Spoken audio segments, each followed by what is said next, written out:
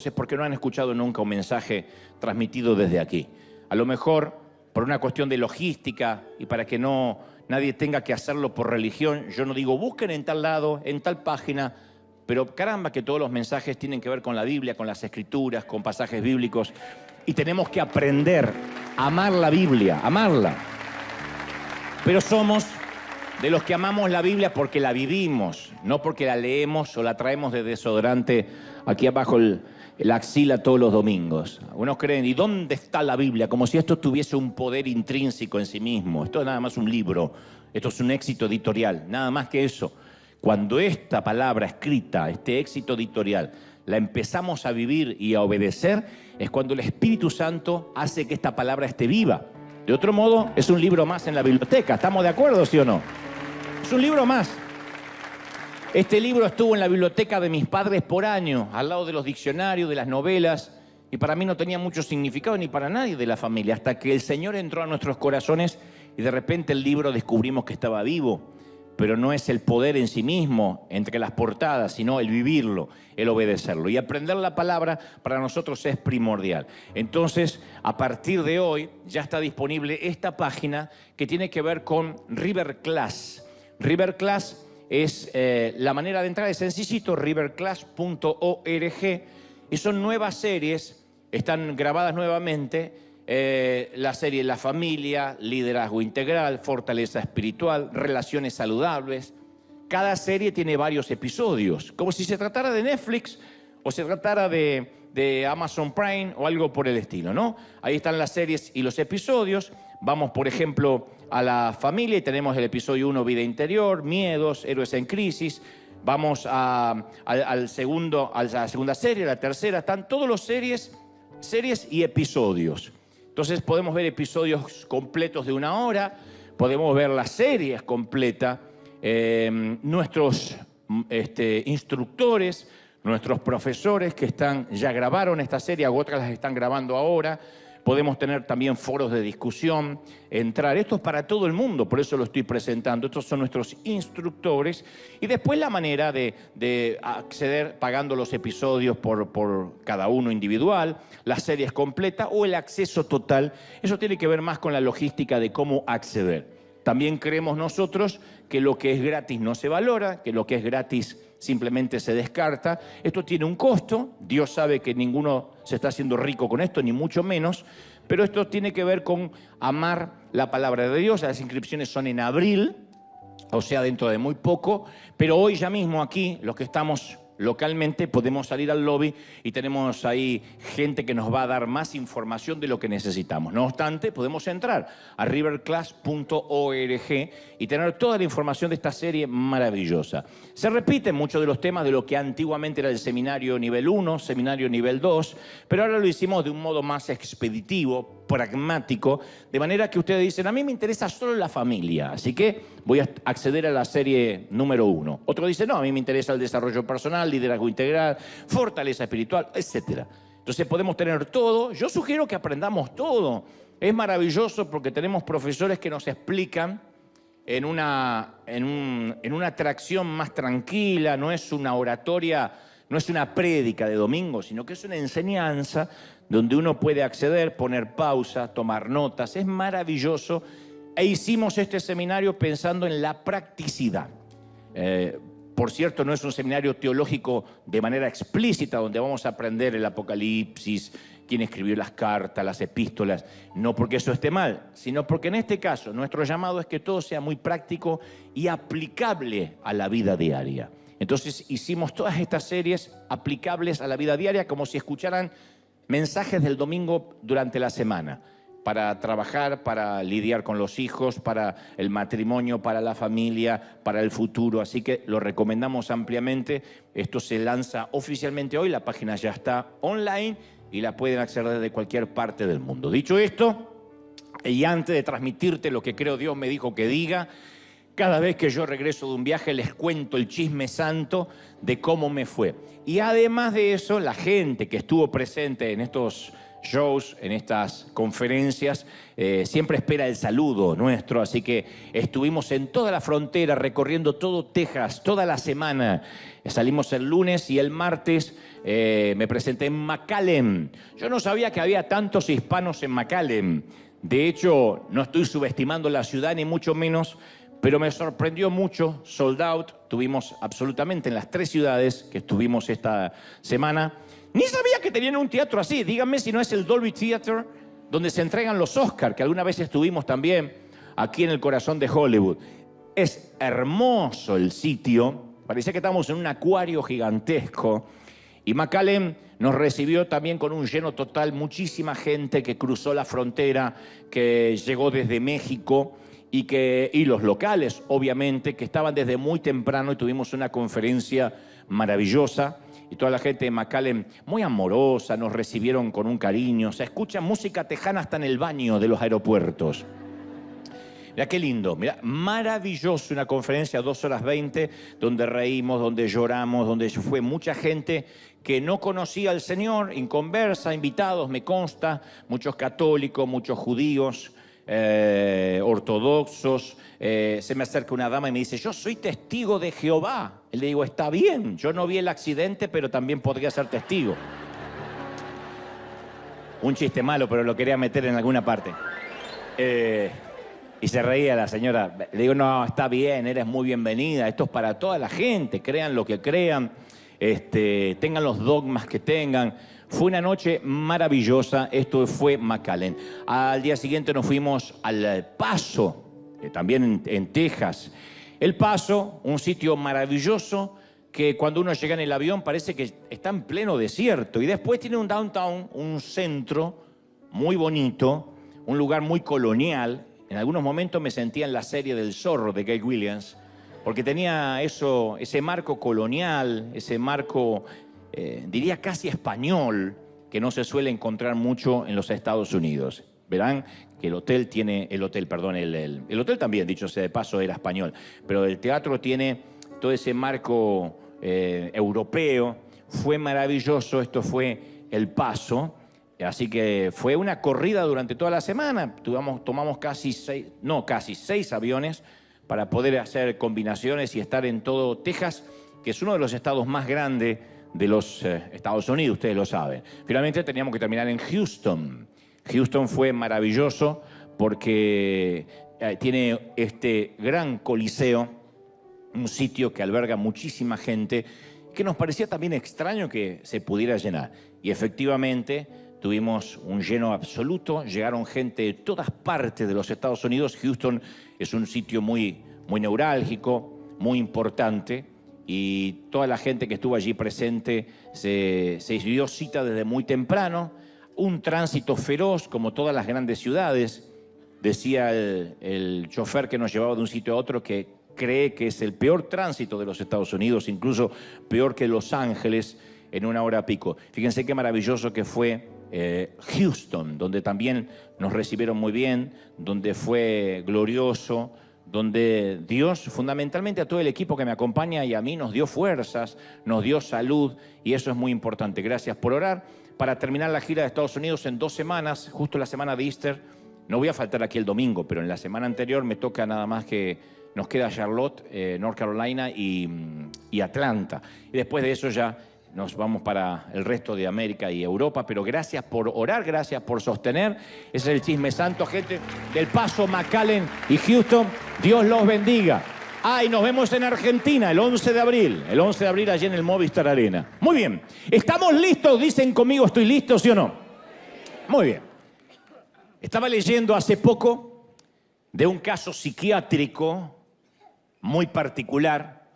Un doctor estaba tratando a 3 pacientes en una institución justamente psiquiátrica de Michigan.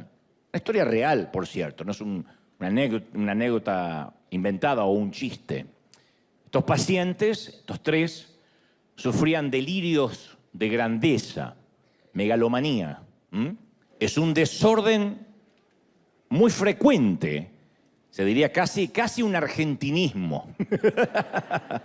Resulta que estos tres hombres padecían de un síndrome muy particular. Cada uno de ellos creía que era Jesucristo y sufrían el famoso complejo mesiánico. Cada uno se sentía el Mesías. Y durante varios años este doctor en Michigan hizo que los tres individuos vivieran juntos, comieran juntos, durmieran juntos y todas las tardes tenían una sesión de terapia grupal, juntos obviamente. Y durante una de las terapias uno de los hombres gritó: yo soy el verdadero Mesías, yo soy el verdadero enviado de Dios. Y el otro replicó: mentira, yo soy el verdadero enviado de Dios. Y el tercero dijo: ya basta de pelear, que yo recuerde nunca he enviado a ninguno de los dos. Este era el que estaba peor todavía, ¿no? Y parece un chiste, pero lamentablemente aquel doctor no tuvo éxito con sus intentos de convencer a aquellos hombres que ninguno de los tres era Dios. Estaban atrapados en esa realidad invertida en la que pensaban que eran el centro del universo, el tapón del océano, la última Coca-Cola del desierto, aunque en realidad eran tres farsantes que aspiraban al trono real, ¿no? Y aunque parezca un cuadro, solo un cuadro de psiquiatría, somos muy propensos todos a adorar falsos dioses o a equivocarnos en la adoración. La idolatría no es uno de los muchos pecados, sino el gran pecado, del cual se desprenden todos los demás. Todo comienza siempre con la idolatría. Así estemos bregando contra el sexo, con la adicción al sexo, la adicción a la mentira, la adicción al crimen, inclusive a cualquier pecado que nos parece horrendo, la raíz, si comenzamos a escarbar debajo de la superficie de cualquier lucha que estemos enfrentando, vamos a descubrir que debajo de todo siempre hay un Dios falso. Mientras ese Dios, en minúscula, no sea destronado y el verdadero Dios no ocupe el lugar que le corresponde en nuestro corazón, no vamos a alcanzar la victoria. La idolatría no es una cuestión, es la cuestión de fondo. Es el tema medular. Hay 100 millones de síntomas diferentes, pero la patología siempre termina siendo la idolatría. Te lo voy a demostrar en los próximos minutos, porque uno inmediatamente dice: no, no es mi caso. Cuando Moisés recibe los mandamientos de Dios, los 10 mandamientos, el decálogo, en el monte Sinaí, el primero de ellos fue: yo soy Jehová tu Dios, que te saqué de la tierra de Egipto, de la casa de servidumbre. No tendrás dioses ajenos delante de mí. En Éxodo 22. No tendrás dioses ajenos delante de mí. Entonces, cuando Dios promulgó este mandamiento, la gente estaba muy familiarizada con muchos dioses. Los egipcios tenían dioses locales para cada distrito. Cada uno tenía su diferente dios. Y Dios estaba harto, el Señor estaba harto de estos dioses, estas imitaciones burdas, de estos dioses sustitutos. Así que le dice a la nación de Israel que haga pedazos el panteón y cancela toda la actividad de otros dioses. Él se aseguró que comprendieran que Él era el único Dios verdadero. Y tal vez estés pensando ahora: bueno, te agradezco por la lección de historia, pero esto no tiene mucho que ver conmigo, hoy el mensaje no me va a tocar mucho. Después de todo, en la actualidad no hay mucha gente que adore a muchos dioses. Más bien nos parece que la gente de hoy no adora nada, ni a nadie. Yo, sin embargo, te voy a demostrar que la lista de nuestros dioses es más larga, es más ecléctica que la de ellos, es más amplia que la de los egipcios, que la de los hebreos. Y por el simple hecho de que les demos otros nombres, no dejan de ser lo que son, dioses. Los tenemos. Puede que no tengamos, qué sé yo, el dios del comercio, el dios de la guerra, el dios de la agricultura, el dios del sexo, el dios de la caza, pero sí tenemos docenas y docenas de otros dioses. El gran tema es que no los identificamos como dioses, por dos razones muy puntuales, a saber, En primer lugar, nuestros dioses hoy no tienen el clásico atavío religioso, necesariamente. Y en segundo lugar, podríamos estar adorando algo que intrínsecamente no es malo. O sea que en sí mismo no es algo necesariamente malo. No digo adoramos la lujuria necesariamente.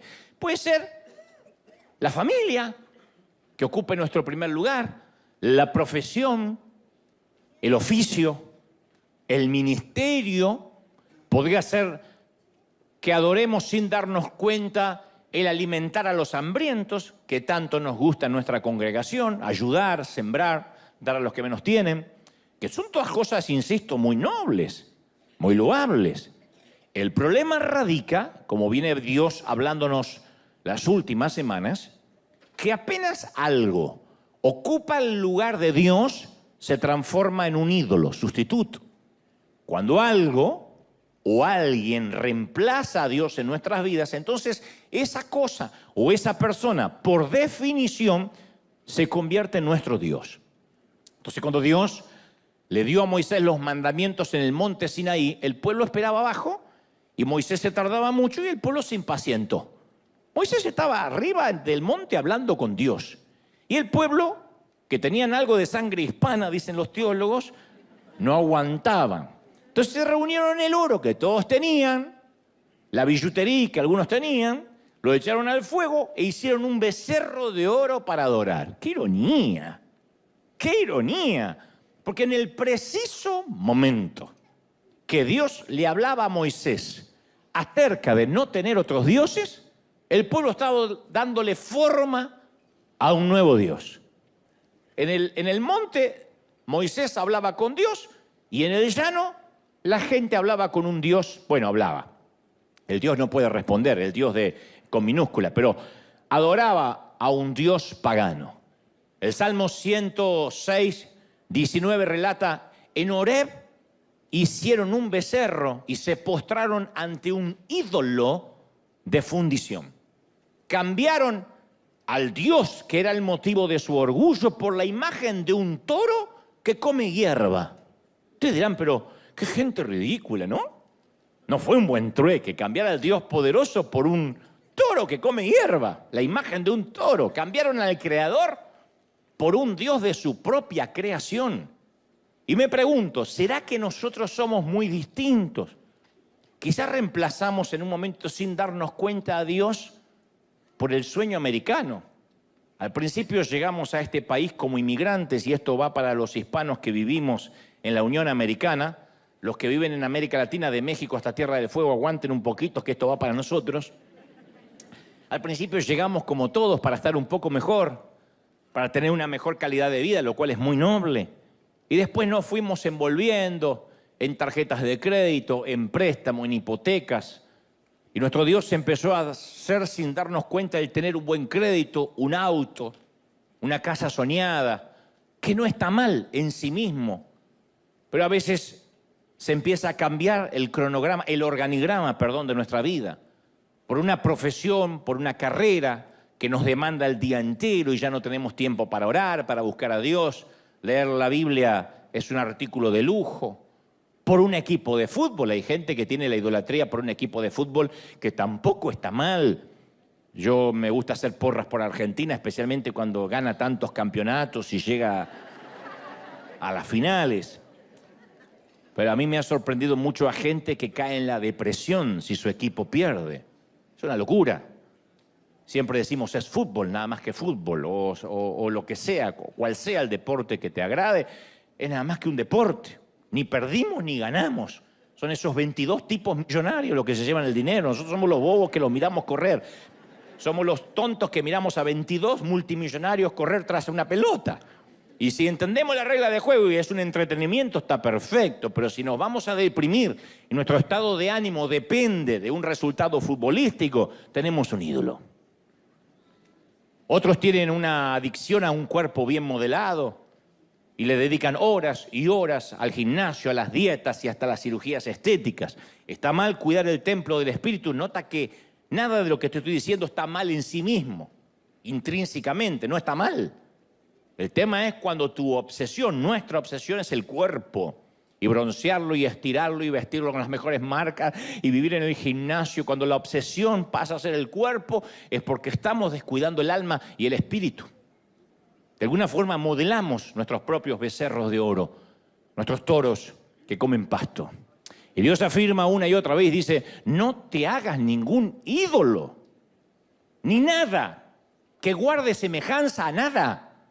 No te inclines delante de ellos ni los adores.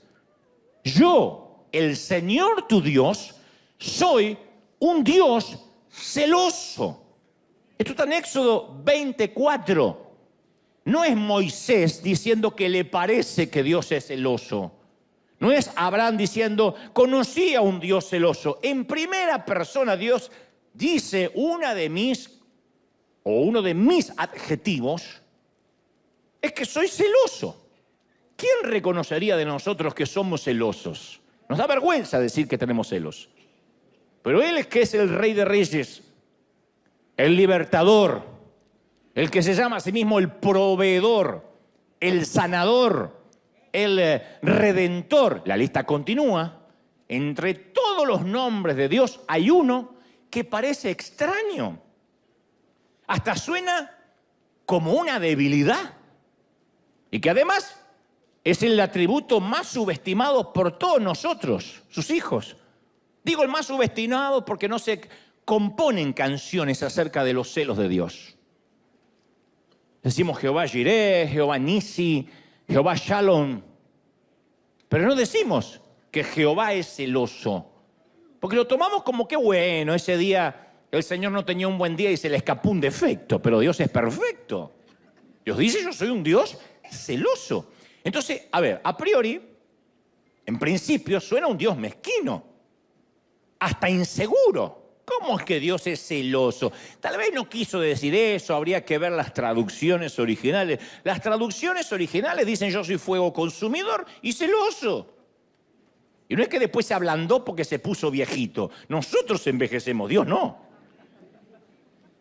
Suena... Cuando dices yo soy celoso, suena a ese noviecito posesivo que alguna vez tuviste, que no te dejaba hablar con nadie y te controlaba los textos del celular, que dijiste me saco a este parásito de encima porque me va a hacer la vida imposible. A eso suena. No digo que lo sea, a eso suena. De hecho, los psicólogos afirman que los celos son emociones que a veces no podemos controlar y que debiéramos tener bajo control, que hay que gestionar esas emociones de inmediato y eliminar esa emoción en la medida de lo posible porque es insana para cualquier relación, entre padres e hijos, entre pareja, es una relación insana entre amigos. Y los psicólogos señalan que los celos por lo general suelen partir de dos premisas, miedos infundados o inseguridades. Si tienes una pareja celosa, tiene miedos infundados o inseguridades, que te controla, que desconfía de ti. Detrás de todo eso siempre hay un trastorno emocional muy serio. Por eso, insisto, suena extraño que Dios diga, yo soy celoso. Además, uno dice, a ver, ¿y qué razones podría tener Dios para ser celoso? ¿Acaso no le pertenece todo? ¿Hay algo que pueda competir con su poder, con su grandeza? Por supuesto que no. Pero Él es celoso de nuestro corazón. Y no porque sea inseguro, sino porque nos ama demasiado. Nos ama demasiado como para compartirnos. Si amas, sabes que tus celos son sanos porque no quieres compartir a quien amas demasiado. Dios quiere una relación que sea exclusiva, porque sea Dios y porque no tenga inseguridades y porque no compita con nadie, no necesariamente dice, bueno, búscame cuando tengas ganas, yo soy como el 911, a lo mejor no me usas nunca, pero voy a estar ahí. Soy como ese seguro de vida o ese seguro médico. Si te enfermas, ahí voy a estar. No, Él dice, yo quiero una relación exclusiva, comprometida. No tiene ningún interés Dios de mantener con nosotros una relación abierta. de practicar el poliamor. De que digamos, bueno, picoteo acá, picoteo allá, y cuando tengo ganas voy a buscar a Dios. Él no quiere compartir el sofá de 2 plazas de nuestro corazón. Su trono tiene solo un asiento. Y cuando nos buscamos un sustituto, un burdo, patético, ridículo, becerro de oro, es similar a cuando vemos a nuestra mascota, a nuestro perrito, que lo sacamos a pasear y empieza a beber agua de la cuneta, del zanjón, de la cloaca. Dios ve que en lugar de nosotros disfrutar el agua de vida que Él solo nos puede ofrecer, nos buscamos sustitutos que son asquerosas y repulsivamente inferiores. Y nos ve tomando agua de la cloaca y nos ama tanto que dice, no, yo soy tu Dios. ¿Qué tienes que hacer bebiendo esa porquería? Imagina esto, para entender los celos de Dios. Llevas a tu hija a comer a un restaurante muy fino, no te importa gastarte una fortuna, vas a reventar la tarjeta porque se trata de su graduación. Y tu hija es tu orgullo y se acaba de graduar, así que quieres honrarla con una buena cena. Así que le ordenas un filet mignon, un exclusivo corte de lomo argentino. Si se gradúa, lomo argentino. Reciban este consejo de parte del corazón del Señor. Y te lo traen a la mesa, crepitante, cocinado a la perfección, 3/4 hay que comerlo. No como eso que hacen así el tenedor, hace la vaca. Hay que comerlo 3/4. Ahora imagina, y no lo llenen de chimichurri, no lo llenen de chimichurri, eso no es ser argentino, no lo llenen de chimichurri, es un poquitito nada más. Tengo hambre. Imagina que cuando llega el momento de comerlo, tu hija mete la mano en el bolso y saca una pupusa a medio comer. Cuando ustedes prediquen, pongan el ejemplo que quieran. Predico yo, pongo el ejemplo que estamos. No, saca una pupusa que ni siquiera está envuelta en un papel, que tiene algo de moho. Tiene un color verdoso. Sí, se la regalaron hace 1 mes y medio y la tenía guardada ahí. Tiene hasta pelusas del bolso, que camina una hormiga. Y la ves frente a un pedazo de lomo que te costó una fortuna y se pone a masticar un trozo de una pupusa en mal estado. ¿Cómo reaccionarías? ¿Te enfadarías?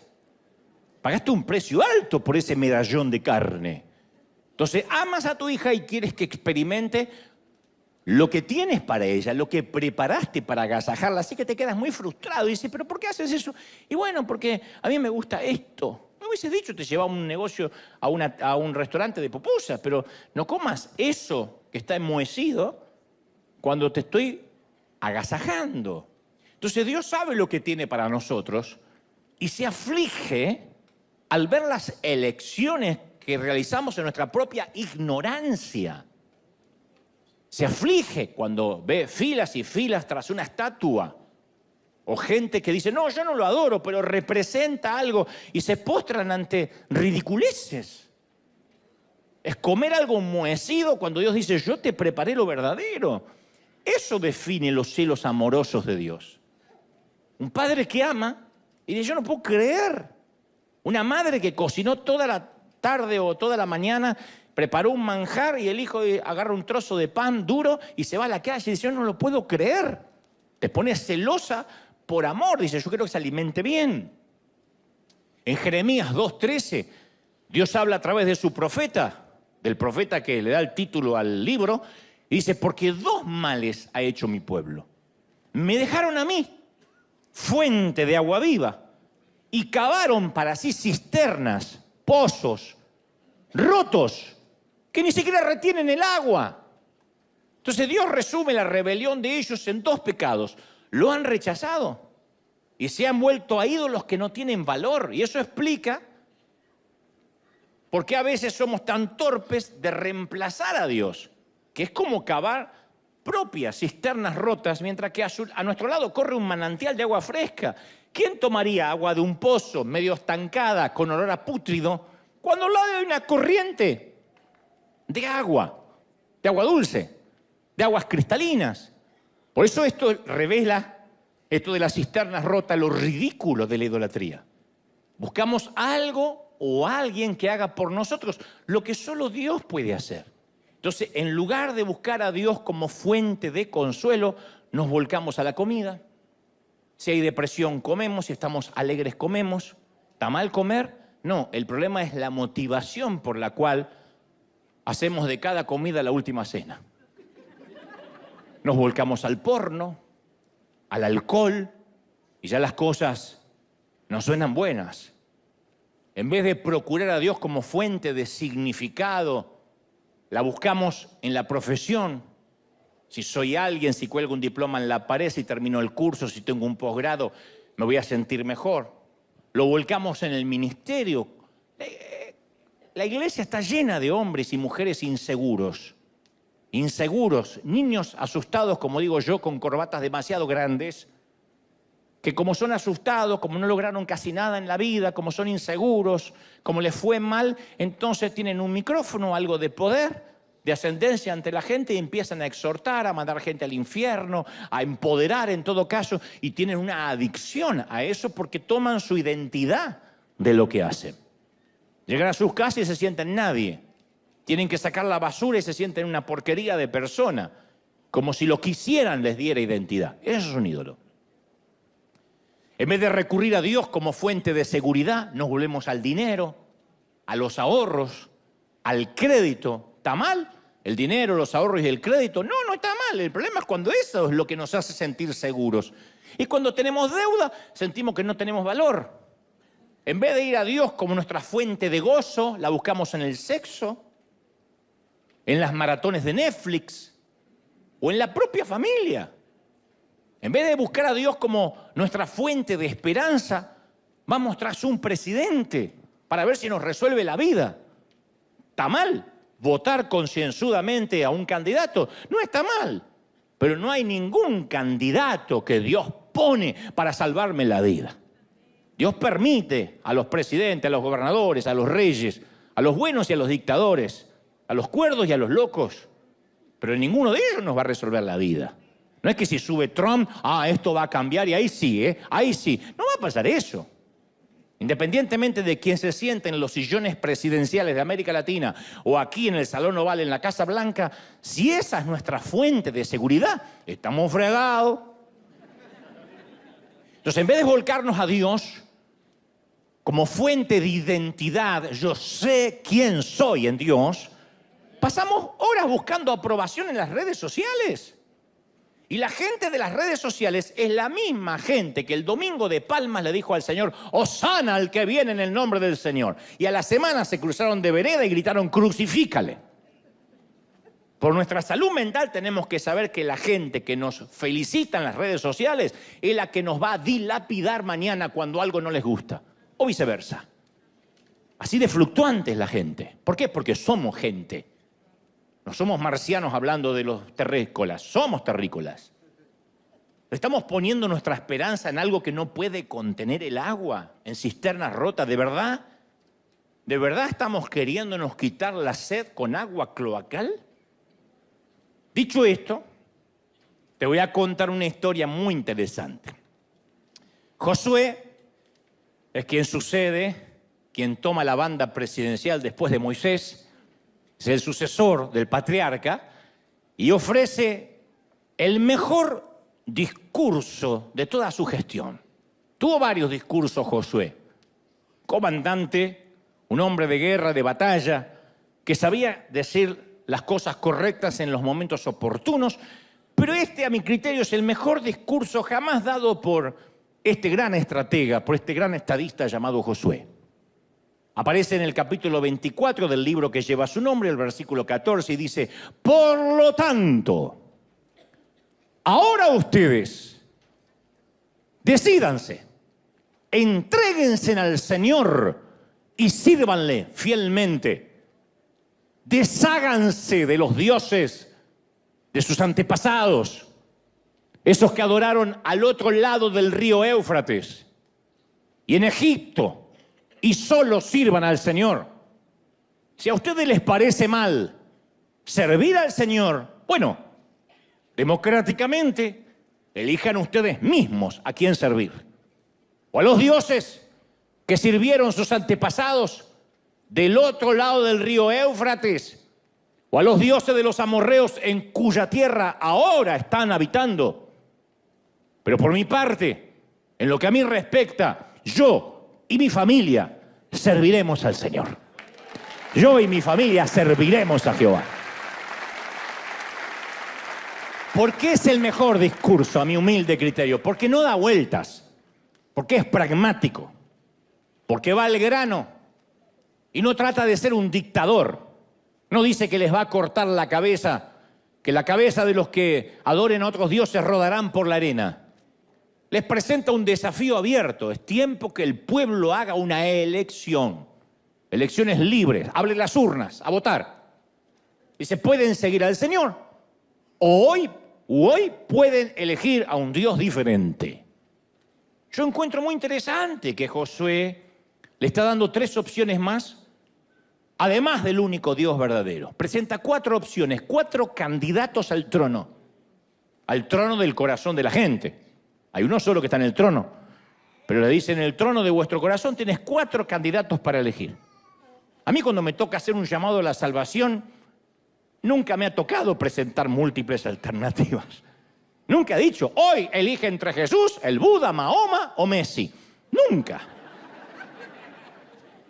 Pero Josué, a pesar de que es un comandante en jefe de las Fuerzas Armadas del pueblo hebreo, un general acostumbrado a dar órdenes, sabe que es necesario que hoy tengan una elección democrática y vayan a las urnas a elegir. Claro, porque él sabía lo que luego todos aprendemos, que no se puede obligar a nadie a repetir una oración y arrastrarlo al reino de Dios por la fuerza. Diga conmigo, repita conmigo, le tomamos los datos y ya está dentro. No funciona así. Se trata de un corazón que realmente sabe lo que está eligiendo, de un sendero que cada individuo debe escoger a expensas de desechar otros caminos. Dios no comparte su trono con nadie. Entonces así lo expone Josué. En principio, le dice al pueblo que tiene 4 opciones y lo desglosa de esta manera. Número 1, sigan a los dioses de sus antepasados, del otro lado del río, del sitio donde una vez salieron. Número 2, sigan a los dioses que luego se encontraron en Egipto, cuando fueron esclavizados tantos años. Número 3, sigan a los dioses de la tierra que ahora habitamos. Número 4, como yo, sigan al Dios verdadero. Escuchando esto uno puede pensar: bueno, gloria a Dios que nosotros no tenemos ese problema. No adoramos a los dioses egipcios, ni a los dioses locales, ni a los dioses del otro lado del río, pero tengamos en cuenta que cada categoría tiene un momento y un lugar en la vida.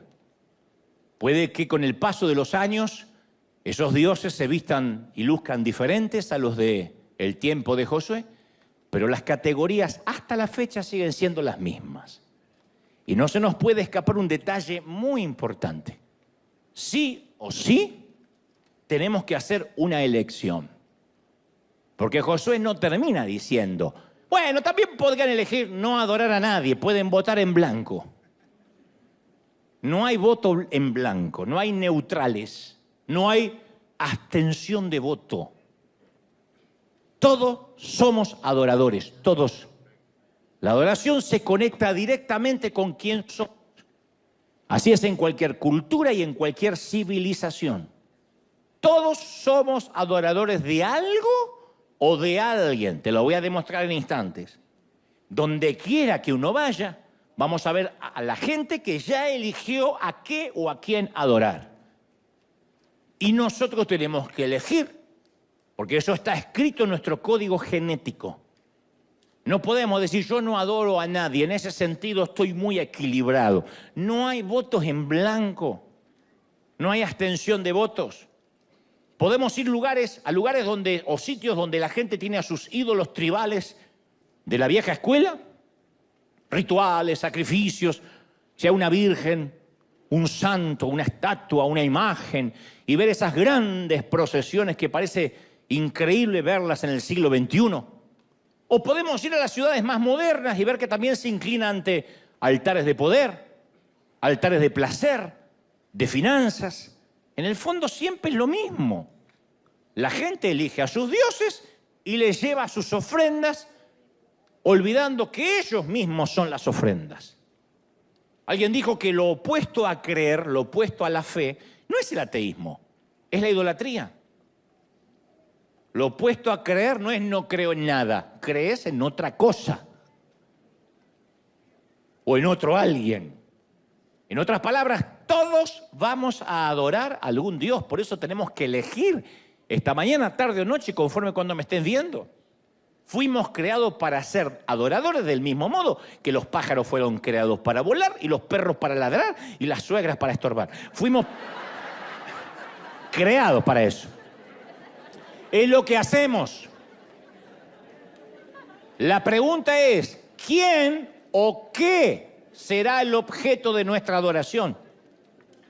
¿Quién o qué? Entonces, la vida nos va a presentar infinidad de posibilidades de elección. Y existe una gran cantidad de opciones, insisto, menos el no elegir. Hoy no podemos decir, bueno, esto no es para mí, yo no elijo nada. Josué presenta 3 opciones además de Dios y no ofrece el recuadro que diga ninguno de los anteriores mencionados. Le dice, elijan uno. Y si ubicamos esta disyuntiva dentro de un contexto moderno, alguien podría levantar la mano y decir, bueno, todo bien, Josué, pero la verdad que con este tema de la adoración a mí me excede porque yo no soy religioso. Y aquí es donde nos confundimos porque según nuestra manera de pensar asociamos adoración con religión. Pensamos que la adoración tiene que ver con atuendos, rituales, alguna caminata, algún santo. No, el problema está en la mala comprensión de lo que es la adoración. Cuando alguien dice, yo no soy religioso, no está captando el punto. Si eres miembro de la raza humana, con mente, cuerpo y emociones, entonces eres un adorador. Yo soy un adorador y tú también. Esto viene de fábrica, así venimos equipados. No es algo que adquirimos después si nos gusta o si queremos. Insisto, aunque soy repetitivo y monotemático, solo hay que elegir a qué o a quién vamos a adorar. Es un reflejo condicionado que siempre hace que coloquemos la esperanza en algo o en alguien. En un partido político, en un equipo de fútbol, en que me voy a casar, en el sexo, en los hijos. Cuando tenga hijos voy a ser feliz. Cuando me traigan los nietos voy a ser más feliz. Siempre estamos poniendo en algo o en alguien la esperanza. Porque eso es lo que hacemos los seres humanos, como respirar, comer, pensar. Identificamos lo que deseamos y hacemos sacrificios para alcanzar la meta. Desde el momento que nacimos y nos dieron leche, estamos persiguiendo algo que creemos que va a satisfacer nuestro apetito. Y el resultado final es que nuestras vidas comienzan a tomar la forma de aquello que más nos gusta. Lo que elegimos adorar nos moldea, define nuestro futuro. Así que como hay un montón de chiquititas que quieren parecerse a Taylor Swift y se visten igual que ella y se tatúan igual que ella, así hay un montón de gente que quiere parecerse al jugador de fútbol, al actor, a su padre, a su tío, a su pareja. Empezamos a parecernos al Dios que adoramos. Por eso es que cuando uno adora al verdadero Dios, cada vez más se refleja la gloria de Cristo en nosotros, porque nos empezamos a parecer cómo respondería Jesús, cómo actuaría. Por eso Josué nos habla todo cuando dice, elijan ustedes a quienes van a servir. No es solo adorar, a quien adoras, sirves. O sea, es una decisión intencional. De otra manera, cuando dice yo me abstengo, porque eres cabezón, y dice yo sí me abstengo, te vas a dejar llevar y te vas a encontrar adorando dentro de un templo, hablo en términos metafóricos, al que nunca elegiste entrar conscientemente, pero ahí estás postrado, sufriendo con el crédito, sufriendo con la cuenta bancaria, con la casa que no logras.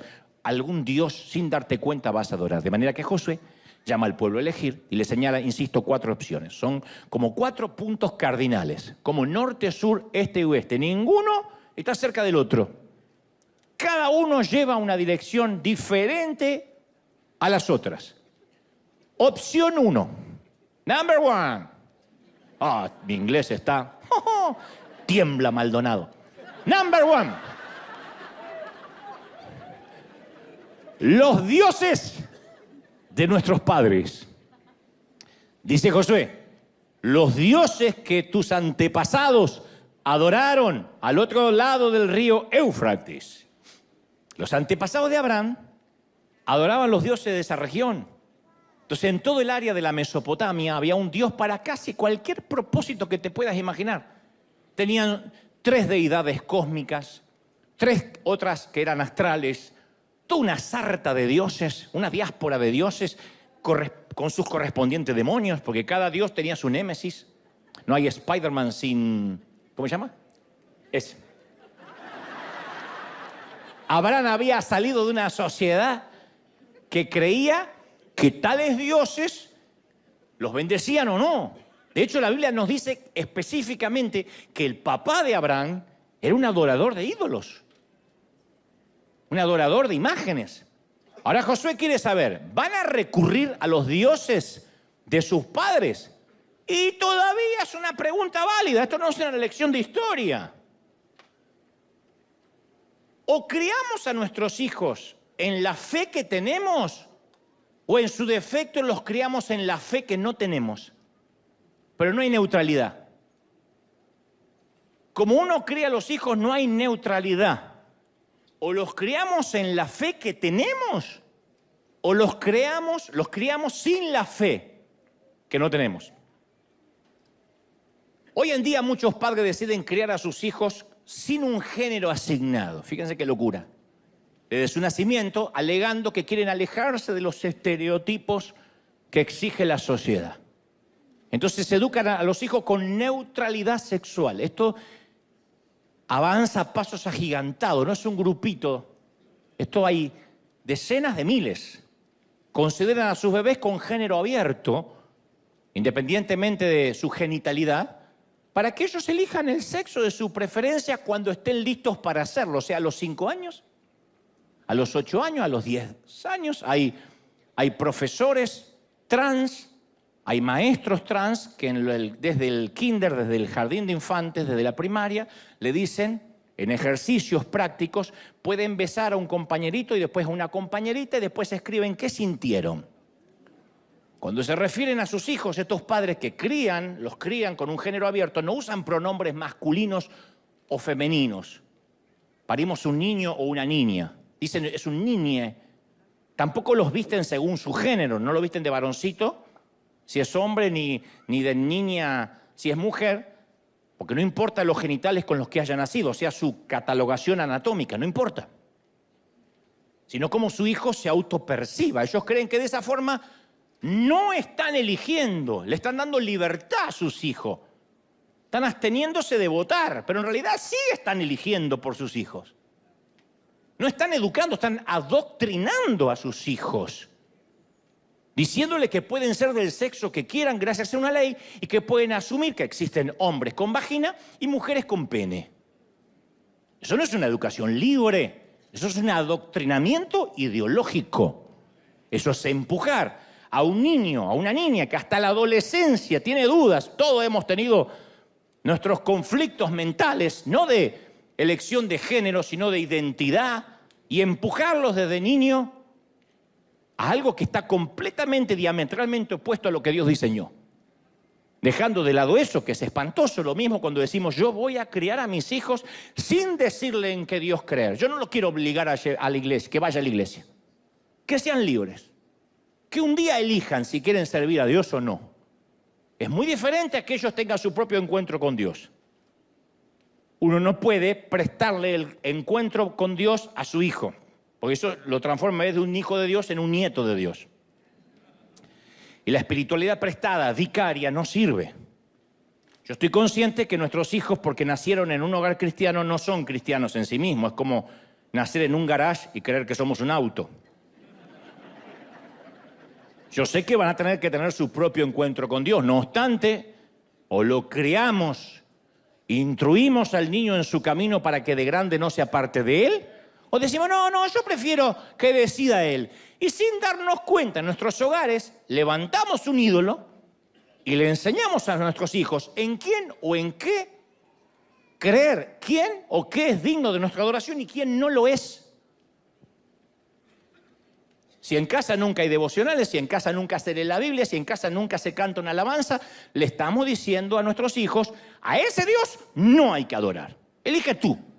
Como diciéndole, elige el sexo. Si nos aterra aquellos que crían a hijos con género abierto, nos debería aterrar aquellos que crían a hijos con creencias abiertas.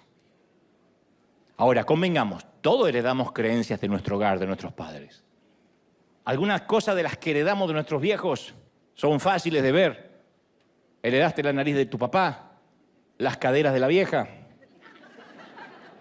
el trasero del tío, que llegó hasta el padre. Pero no es lo único que recibiste de ellos. También terminaste adorando a dioses que ellos adoraron. La psicología llama a esta transferencia, ley de la exposición al entorno. Por ejemplo, la ley de la exposición significa que nuestras mentes absorben de niños y nuestras vidas reflejan de adultos aquello a lo que estuvimos expuestos. Esa es la mayor educación, lo que uno ve, no lo que nos dicen solamente, lo que uno ve. Quizá para tu padre la vida era trabajar. Acto noble si lo hay, digno, ¿no? Pero él trabajaba y trabajaba y trabajaba y su vida era en torno al trabajo. Y estaba dispuesto a sacrificar días de descanso, feriados, vacaciones familiares, solo para trabajar y para trabajar y trabajar. Y tú dices, mi papá era un burro trabajando y me dio ese ejemplo. Pero de pronto recuerdas que el humor de tu padre dependía de cómo le iba en el trabajo. Y era un hombre que trabajaba. Lo único que pudiste decir en su funeral, trabajaba. Porque cuando llegaba a casa era un zombi, ausente, no se involucraba con sus hijos. A papá no se lo podía molestar porque papá trabaja. Papá no iba a los actos escolares porque papá trabaja. Papá no le puedo contar lo que me pasa en las emociones porque papá trabaja. Porque sostiene, porque provee. ¿Está bien? Pero entonces lo más probable es que tu trabajo ahora de adulto también sea tu templo. Y en lugar de encontrar tu identidad en Cristo, la encuentras en tu trabajo. Y cuando no tienes trabajo, tu vida ya no tiene más sentido. Te quieres suicidar al día siguiente. Porque el Dios de tus padres era el trabajo. O tus padres vivían quejándose que la plata nunca alcanzaba. ¿Quién no tuvo padres así? Que no malgastes el agua, que el papel higiénico no nos regalan, que no tiren la cáscara de banana, porque capaz que mañana no hay para comer. Y entonces lo más probable es que ahora de adulto, tu Dios sea la miserabilidad, que no es lo mismo que la pobreza. Porque ahora tienes un buen pasar, quizá ahorros en el banco, pero eres eso de lo que crees que todo tiene que ser gratis y no estás dispuesto a que se te caiga un centavo de más. Ay, pensé que era gratis, porque viene de la miserabilidad. Entonces, en lugar de encontrar su identidad y su valía en Cristo, la encuentra en lo que puede acumular. ¿Tiene dinero en el banco? Alaba a Dios. Las cuentas están en rojo, ya no quiere venir a la iglesia. ¿Es tu Dios? ¿El Dios que heredaste? ¿O tu padre te vivía diciendo que alquilar, rentar era tirar el dinero? Y entonces sientes que no tienes valor hasta que no tengas tu propia casa. Y te voy a decir algo que no te va a decir otro, porque generalmente desde los púlpitos te dice cuántos quieren ser dueño, ser cabeza, cuántos quieren ser cabeza y no cola, porque Dios te va a dar una casa. Pero yo te voy a decir la verdad. Yo te voy a decir, a lo mejor Dios quiere que rentes toda la vida. O viva de prestado. ¿Y? Acuérdense lo que Dios nos habló el domingo pasado, el Hijo del Hombre no tiene donde recostar la cabeza. No es un voto de pobreza. Algunos pueden comprar, otros no pueden comprar. Porque, ¿qué sé yo? Eso no revela el carácter de nadie. ¿Cuánta gente con casa propia se va directo al infierno y gente que nunca tuvo casa propia es un devoto cristiano? Pero tal vez te dijeron toda la vida, si no tienes tu casa, estás tirando el dinero. Entonces hoy en día tu Dios es, no, la casa, yo cuando tenga el título, ahí voy a descansar. Se abre la falla de San Andrés, no queda ni el título.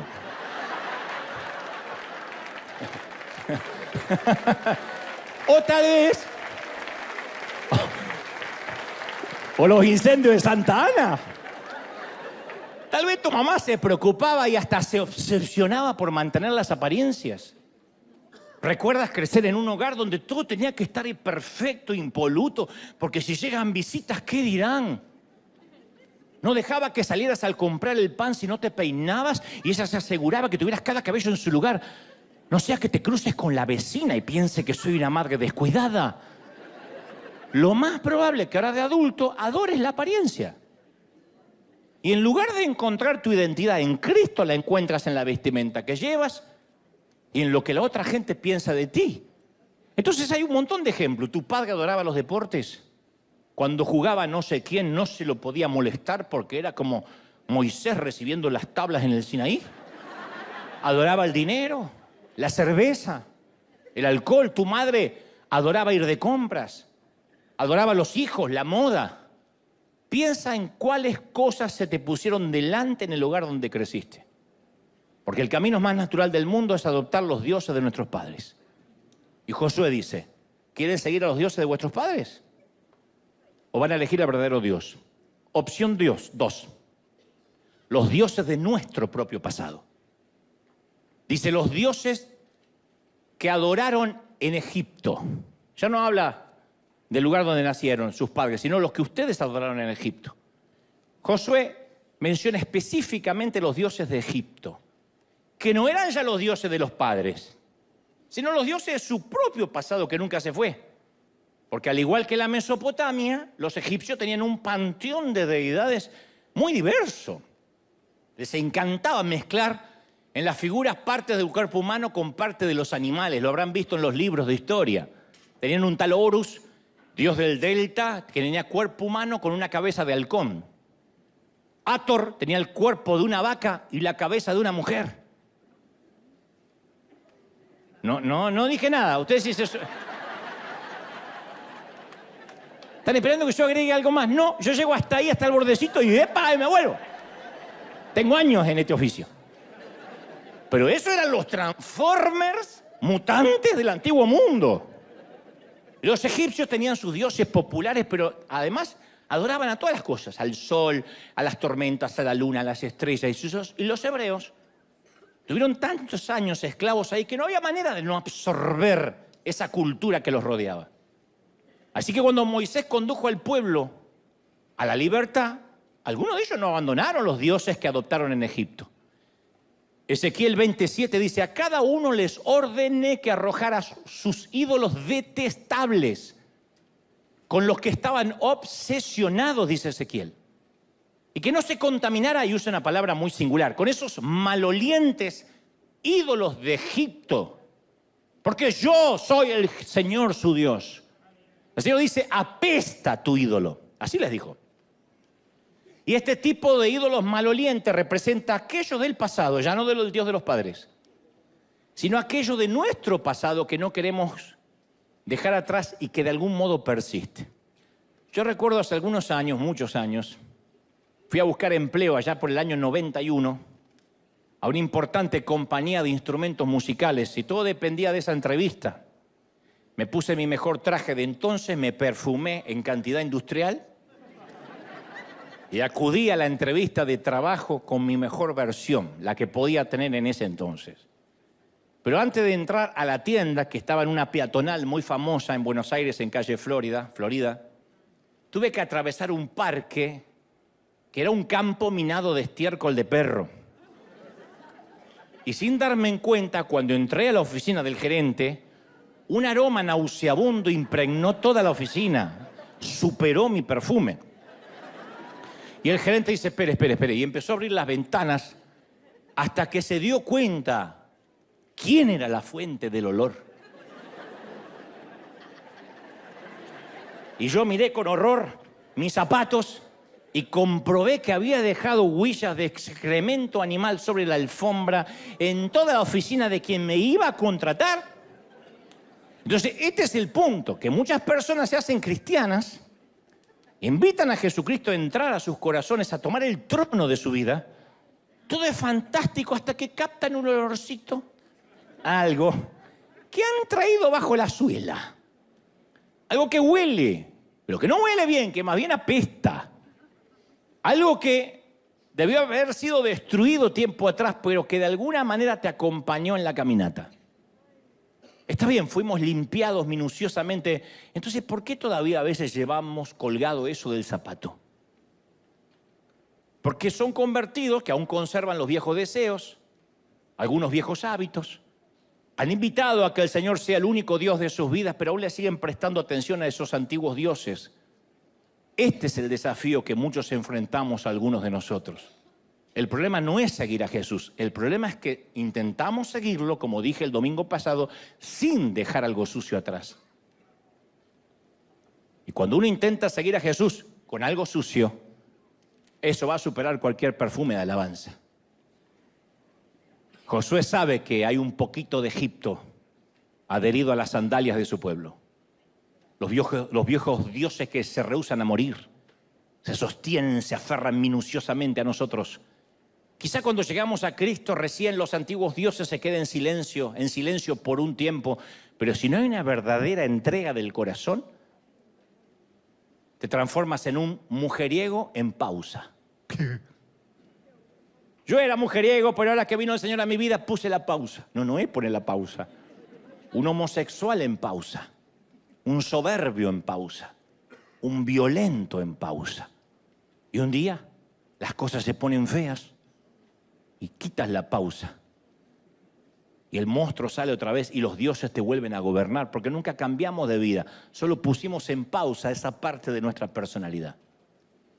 Así que aunque hayas elegido al Señor en el pasado aceptando a Cristo, el desafío que hoy te presenta Josué es elegir a quién vas a servir hoy. Y si vas a limpiarte la suela de los dioses del pasado.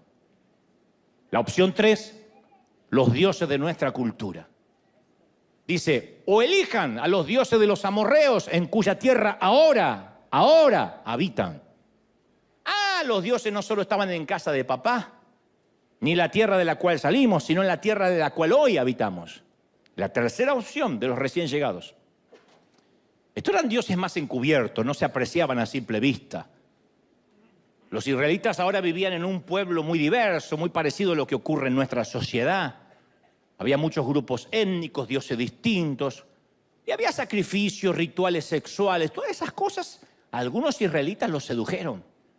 Porque estos dioses tenían la ventaja de estar jugando en su propia cancha, eran dioses locales, eran parte de la cultura. Y nosotros también luchamos con dioses que son parte de la cultura.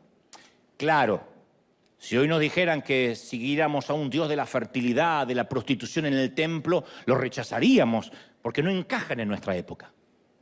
Pero para aquella gente la adoración a estos dioses estaba tan inmerso en la cultura que era lo normal, era como los que escriben insultos, cristianos que escriben insultos a otros ministerios en las redes. Es normal. No hay más temor de Dios en mucha gente. Tendríamos muchos defectos en la iglesia legalista en la cual me crié, pero no nos atrevíamos a tocar jamás a un ungido, no sea que esté luchando contra Dios. Y hoy en día van a ver ustedes un montón de bocas sueltas diciendo vas a arder en el infierno, apóstate, basura, no solo conmigo, con cualquiera que no les agrada. No sé si eso viene de la cabeza, de lo que aprendieron o de la cultura. Las redes me dan impunidad, me dan anonimato y digo lo que quiero del presidente, del actor, de la entrega de los Oscars y del culto, si no me gustó, insulto y total, pecado es lo que se dice, no lo que se escribe. Y de la abundancia del corazón escriben los dedos. Entonces, ¿será posible que tengamos ídolos que no reconocemos porque está tan integrado a nuestra cultura que nos resultan normales, lógicos y hasta orgánicos? Pablo le escribe a Roma en Romanos 12:2 y dice, no se amolden al mundo actual, sino sean transformados mediante la renovación de la mente, así puedan comprobar cuál es la buena voluntad de Dios, agradable y perfecta. Entonces tenemos ídolos que nadie supo predecir. Te cuento, un predicador viajó a una aldea en la India, historia absolutamente real, y conoció a una mujer en la India que alguna vez visitó América y la odiaba.